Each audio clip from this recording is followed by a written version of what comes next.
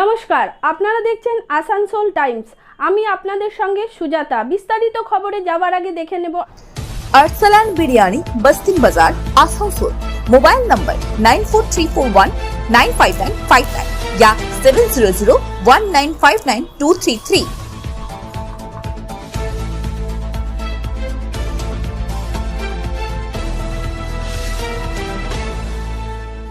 Midwest hospital and medical institute private limited, Bhagat Singh মোড়, আসানসোল। গত কয়েকদিন আগেই বিক্ষুব্ধ তৃণমূল হিসাবে যারা বৈঠক করেছিল, এবারও তাদের দেখা গেল কুলটির বিজেপি বিধায়কের বিরুদ্ধে অভিনব প্রতিবাদে নামতে।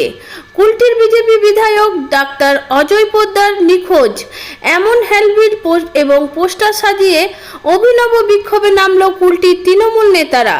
পূর্ণেন্দু রায়, বিশ্বজিৎ চট্টোপাধ্যায় সহ তৃণমূলের নেতা কর্মীরা কুলটি বিধানসভায় নিয়ামতপুর নিউ রোড থেকে নিয়ামতপুর মোড় পর্যন্ত বিভিন্ন এলাকায় পোস্টার লাগায় এবং হ্যান্ডবিল বিলি করে। তাতে লেখা ছিল কুলটির বিধায়ক নিখোঁজ। আপনারা পোস্টার লাগাচ্ছেন, এখানকার দেখেছেন যে 2021-এর নির্বাচনে বিজেপি প্রার্থী সামথিং কিছু ভোটে আমাদের বিধায়ককে হারিয়ে পড়ে উনি জিতেছেন।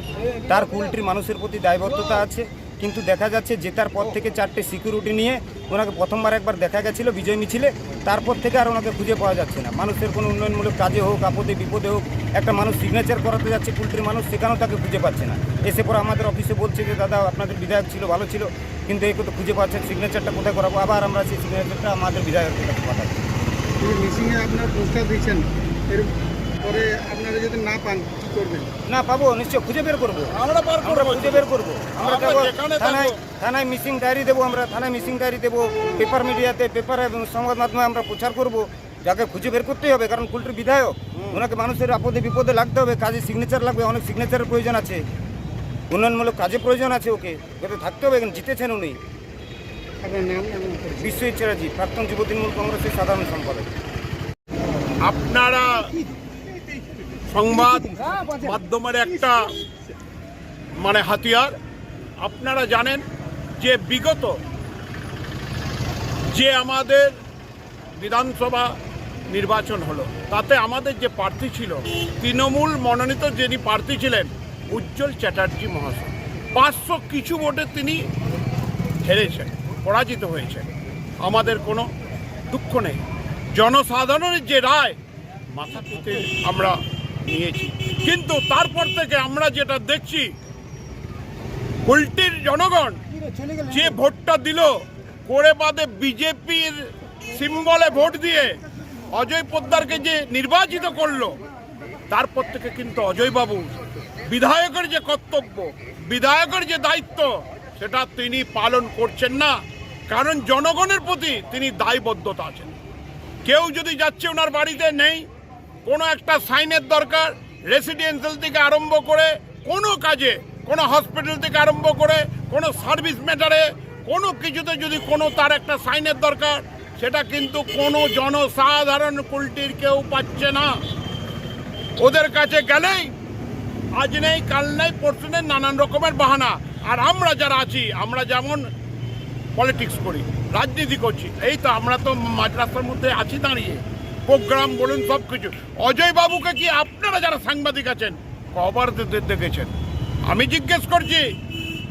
তো সেই জন্যই আজকে আমরা অজয় পোদ্দার মিসিং, ওনার যে দায়বদ্ধতা, আমাদের দাবি অজয় বাবুর কাছে এবং বিজেপির যারা আছে, যদি আপনারা দায়িত্ব ঠিকমতো সামলাতে না পারছেন, আপনারা পদত্যাগ করুন।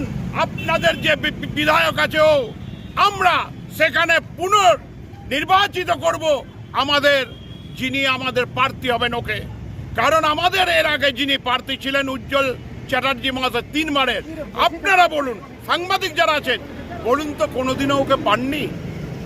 একটা জনসাধারণ বলুক, কুলটির একজনা বলুক। আমি চ্যালেঞ্জ নিয়ে বলছি যে হ্যাঁ, তৃণমূলের বিধায়ককে পাওয়া যায়নি, অথচ কুলটির জনসাধারণকে জিজ্ঞেস করুন বিজেপির বিধায়ককে পাওয়া যাচ্ছে কি না। কাদের তরফে পোস্টার লাগানো হয়েছে? এটা আমরা এখানকার জনসাধারণের সুবিধার জন্য, জনসাধারণ যাতে হয়রানি না হয়, জনসাধারণের স্বার্থের জন্য আজ আমরা এইটা দিচ্ছি। যদি আপনারা কেউ খুঁজে পান, এই আমাদের ফোন নাম্বার দেওয়া আছে, একটু যোগাযোগ করে জানাবেন। তারা তো ভালোই করছে, আমার পোস্টার লাগাচ্ছে, লোক আমার পোস্টার দেখতে পাচ্ছে। নিখোঁজ কি না নিখোঁজ তো পাবলিক জানে, তারা নিজে ডিসাইড করবে নিখোঁজ কি না। আমার তো অ্যাডভার্টাইজ করছে, ওদের তো উচিত ছিল তাদের এমপির এগেনস্টে লাগানো, তো ওনাকে খুঁজে পাওয়া যায় না। আর এই যে তৃণমূল পার্টির একটা বিক্ষোভ গোষ্ঠী এটা করছে, আমার নিবেদন আছে টিএমসি সুপ্রিমোর কাছে, এদেরও কাজে লাগান, দিশাভ্রমিত করবেন না। মাথা দূষিত হয়ে গেছে, এই দূষিত মানসিকতাকে সোজা করুন।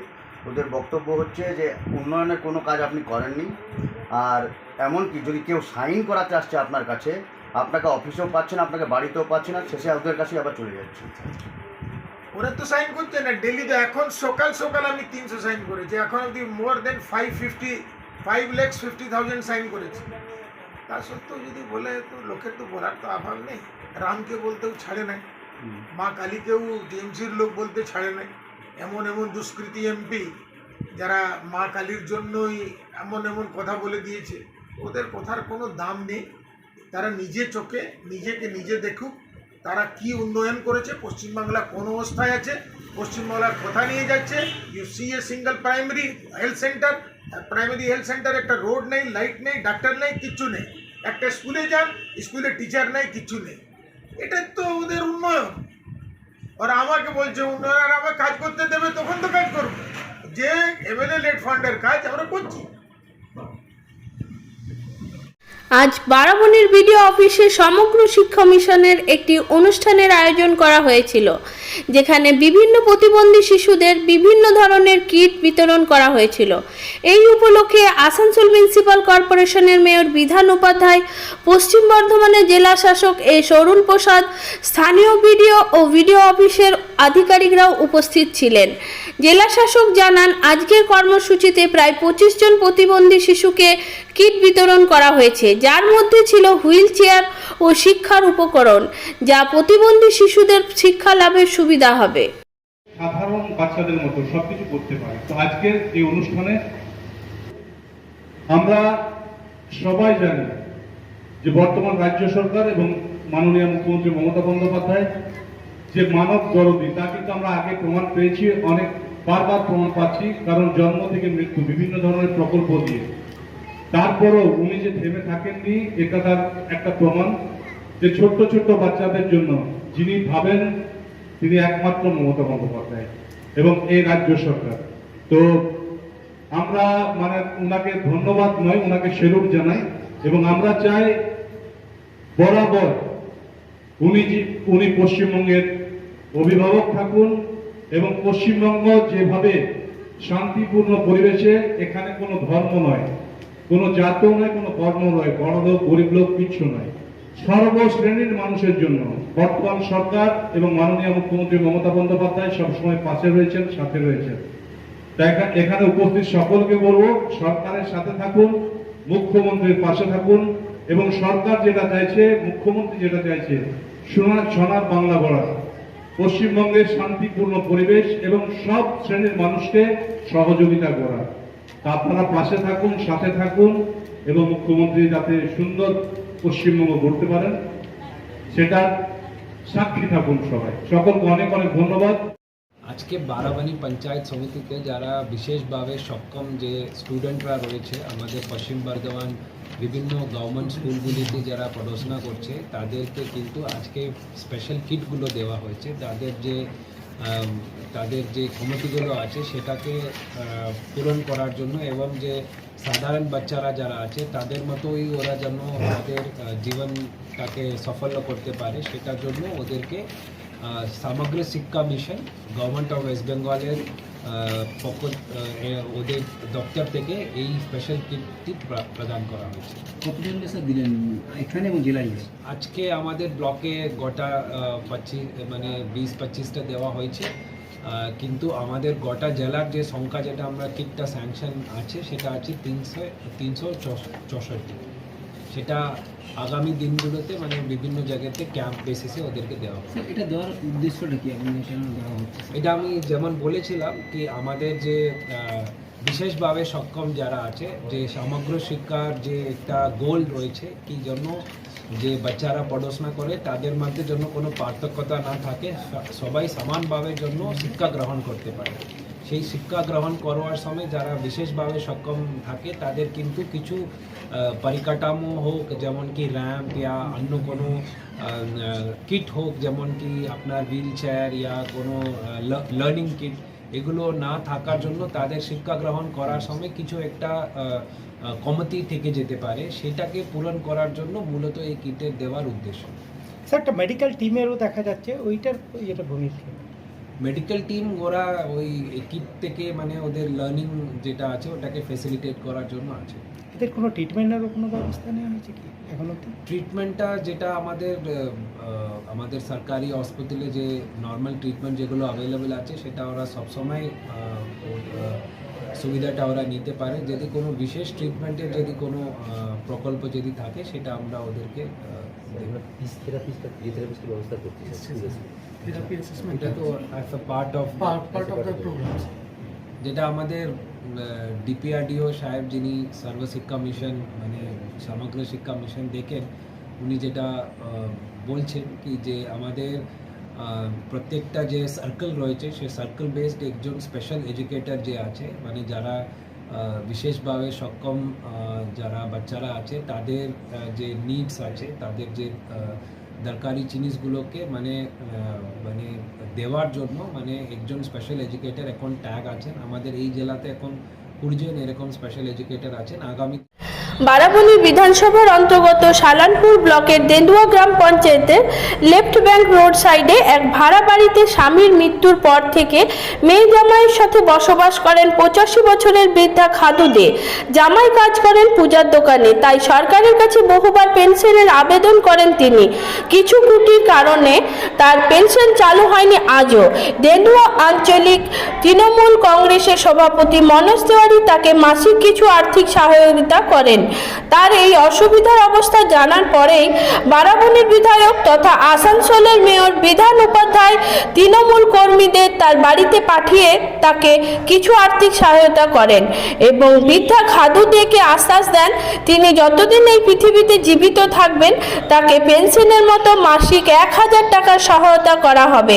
এই প্রসঙ্গে সালানপুর ব্লক তৃণমূল কংগ্রেসের সহ সভাপতি ভোলা সিং জানান, ব্লকে এমন সমস্যা বেশ কয়েকজনের রয়েছে, তাদের বিধায়কের তরফে প্রতি মাসে আর্থিক সহযোগিতা করা হয় আর বৃদ্ধা খাদুদের পাশে সবাই রয়েছে। আপনি পেনশন পান? না না পেনশন পান না? না, আগে পাতাম না, এখন পাচ্ছি। এখন কে দিচ্ছে আপনাকে? মানে সরকার থেকে দেওয়া হচ্ছে না মনোজবাবু। মনোজবাবু দিচ্ছে? কত টাকা করে দেয়? ও এই মাসে 1000 টাকা, আগে 500 টাকা করে দিত, এখন 1000 টাকা দেয়। আর এমনি সরকারি পেনশনের জন্য আবেদন করেছিলেন? হ্যাঁ, কতবার তো কি কারণে পাচ্ছেন না তারা জানিয়েছে কিছু? না, তা জানায় না, কি কারণে পাচ্ছি না সেইটি একটু চিন্তা করছে। মনোজবাবু চিন্তা করছে, আবার বলছে আপনার কানে হচ্ছে না। না, আমাদের যে বিধায়ক সে বলেছে নাকি যতদিন আপনি বাঁচবেন ততদিন আপনাকে পার্টির তরফ থেকে 1000 টাকা করে দেওয়া হবে। আচ্ছা, এটা জানতে পেরে আপনার খুশি? হ্যাঁ খুশি। কি নাম আপনার? আমার নাম খাদু দে। আপনি কি ভাড়ার বাড়িতে থাকেন? হ্যাঁ, ভাড়া বাড়িতে থাকি। ঘর বাড়ির অ্যাপ্লাই করেছিলেন কখনো? না, ঘর বাড়ি করিনি কখনো। আজকে একটা খবর পেলাম আমি, আমাদের লেফট ব্রেঙ্কে কল্যাণীশ্বরীতে একটা বৃদ্ধা মহিলা, 80 বছর এজ হবে, খাদু দে, ওনাকে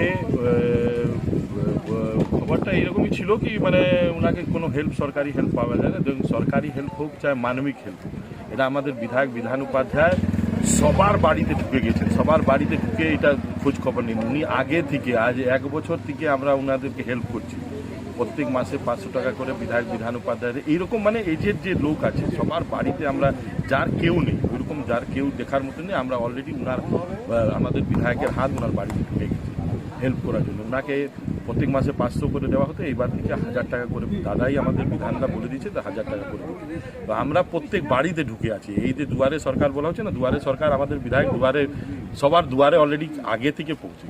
না, আমরা জানতে পারলাম কি উনি যতদিন তক বেঁচে থাকবে ততদিন তক নাকি যতদিন বেঁচে থাকবেন আমরা এটা হেল্প করব। আর এরকম বহুত বৃদ্ধা আছে, যেটা যার কেউ নেই, আমরা হেল্প করছি থ্রু বিধায়ক উপাধ্যায়, বিধান দায়ী এটা টোটালিটা করছে। আমরা হচ্ছি উনার হাত পা, উনারা যেখানে আমাদেরকে ইনস্ট্রাকশন দিয়েছেন ওইটা আমরা। হ্যাঁ, উনি একটা বলছেন যে উনি অনেকবার বৃদ্ধা পেনশনের আবেদন করেছেন, কিন্তু টেকনিক্যাল কিছু প্রবলেম আছে, উনার ডেথ সার্টিফিকেট মনে হচ্ছে নেই, এরকম কিছু আছে, ওই জন্য হচ্ছে না। ও না হলে আমরা পার্সোনাল ভাবে যেটা করার আছে আমরা উনাদের জন্য করছি, আজীবন করবো। হিলভিউ